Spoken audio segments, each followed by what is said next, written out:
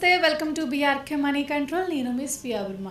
ఈరోజు మనతో పాటు స్టూడియోలో ఉన్నారు ప్రభు Malimpati, senior stock market analyst.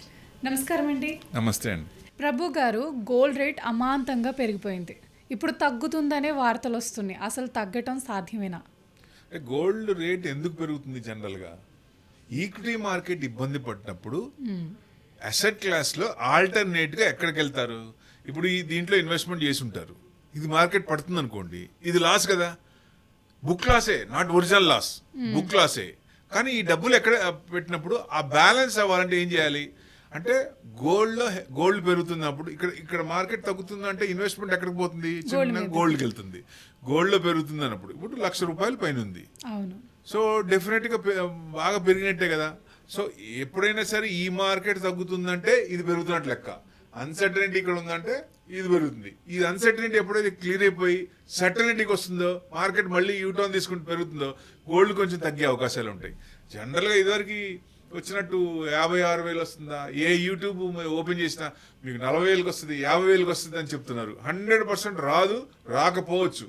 ఎందుకంటే రాకపోవచ్చు అని ఎందుకంటున్నానంటే ఛాన్స్ కూడా ఎప్పుడైనా బాగా ఇదైనా పడచ్చు, బాగా పెరగడం కూడా. ఇప్పుడు ₹1,00,000 ₹2,00,000 కూడా కావచ్చు.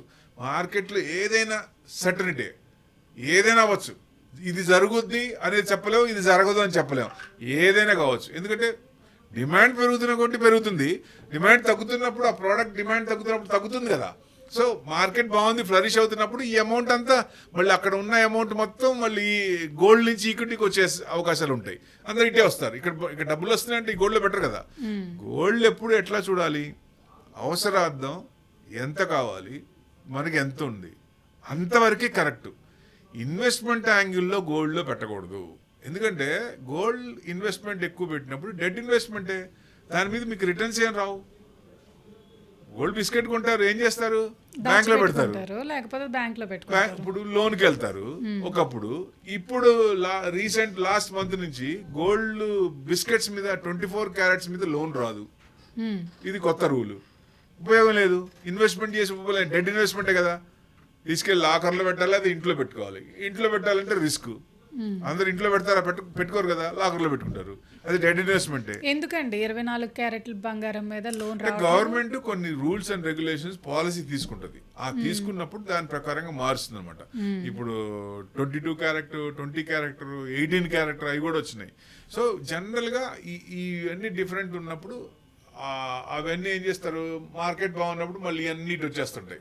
అది గోల్డ్ తగ్గుతుంది. అంటే ఇప్పుడు తగ్గుతుందా అంటే, ఇప్పుడు ఎవరైనా వచ్చి నేను ఇప్పుడు గోల్డ్ కొనాలా, ₹1,00,000 కొనాలా అంటే కొంచెం ఆగితే మంచిది అంటా నేను. ఎందుకంటే జనరల్గా బాగా ఫ్లరిష్ అయినప్పుడు ఒక 10 to 20% పడే అవకాశాలు ఉంటాయి. అంటే 80,000, 85,000 వరకు రావచ్చు, ఛాన్స్ ఉంది. అంటే 10% అనేది సర్వసాధారణం. లాస్ట్ టైం కూడా 1 lakh వచ్చి 92 చేంజ్ దాకా వచ్చి మళ్ళీ పెరిగింది. ఎందుకని? ఇరాన్ ఇజ్రాయెల్ వార్ ఉంది కాబట్టి. ఏదన్నా ఇట్లాంటి పొలిటికల్ కానీ గ్లోబల్గా కానీ నెగిటివ్ వచ్చినప్పుడు, ఈక్విటీ తగ్గుతున్నప్పుడు ఇది పెరుగుతుంది. సో మళ్ళీ ఇప్పుడు కొత్తగా కొనేవాళ్ళు అంటే, ఇప్పుడు పెళ్లి పెట్టుకున్నారు, ఏదన్నా కంపల్సరీ 2 రోజులు 3 రోజులు పెళ్లి కొనాల్సిందే. 4 రోజుల్లో ఉన్నా తగ్గుతుందా లేదని తెలియదు కదా. అదే లాంగ్ టర్మ్ ఉంది, నాకు ఒక 5 ఏళ్ళు ఉంది, పెళ్ళి ఉంది, 5 ఏళ్ళ తర్వాత నేను కొనుక్కోవాలి, నేను గోల్డ్ ఎక్కువ చేసుకుందాం అనుకుంటే మీకు ఏం చేయాలా?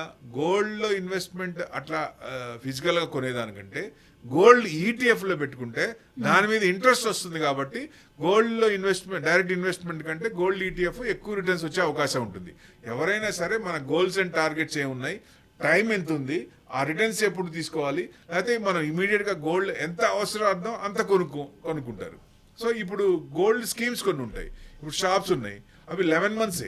ఇప్పుడు అట్లాంటి బెస్ట్ అంటే షార్ట్ టర్మ్ కాబట్టి 1 yearలో మన గోల్డ్ ఇంత మనకి 1 kgనో లేదా 1/2 kgనో కావాలనుకున్నప్పుడు ఈ స్కీమ్స్ అని బాగానే ఉంటాయి. దాన్ని ఉపయోగించుకొని యూసేజ్ చేస్తాం, దాచుకో, అవసరార్థం వాడేది అట్లా కొనుక్కుంటే బెస్ట్. అదే ఇన్వెస్ట్మెంట్ యాంగిల్లో గోల్డ్ చూడకుండా సిల్వర్ చూస్తే బెస్ట్. ఎందుకంటే సిల్వర్ 1,00,000 పైన ఉంది, 1,06,000 పైన ఉంది. సో సిల్వర్ యూసేజ్ అనేది ఇండస్ట్రియల్ కూడా పెరుగుతుంది. కాబట్టి ఇప్పుడు షిప్లు అన్నీ ఉన్నాయి, అవి వాటర్లోనే ఉంటాయి, పెద్ద పెద్ద షిప్లు, మళ్ళీ ఒడ్డుకు రావు కదా. ఒడ్డుకు అంటేనే అక్కడ నీళ్ళల్లో ఉంటాయి. ఆ కింద రస్ట్ పడుతుంటాయి కదా, దానికి సిల్వర్ కోటింగ్ వేస్తున్నారు. అట్లా టెలికాంలో కానీ ల్యాప్టాప్స్లో కానీ సిల్వర్ అనేది యూసేజ్ పెరుగుతోంది. ఇప్పుడున్న కంపెనీస్కి డిమాండ్ ఎంత ఉందో ఫ్యూచర్లో నెక్స్ట్ 5 yearsలో డిమాండ్ ఎంత పెరుగుతుంది, కొత్త కంపెనీస్ ఎన్ని వస్తాయి, అప్లై చేసిన వాళ్ళు ఎన్ని, ఇవన్నీ వేరీ చేసుకుంటే రేషియో చూసుకుంటే నెక్స్ట్ 5 yearsలో ఇప్పుడున్న 1 lakhకి 2 lakhs అయ్యే అవకాశం ఉంది. సో డిమాండ్ పెరుగుతుంది కాబట్టి అంటే ఇన్వెస్ట్మెంట్ యాంగిల్లో చూస్తే మీరు గోల్డ్ కంటే సిల్వర్లో ఇన్వెస్ట్మెంట్ చేయడం బెస్ట్.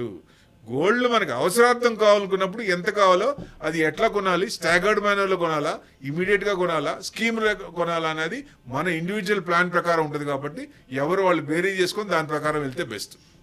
థ్యాంక్ యూ ప్రభు గారు. Thank you very much.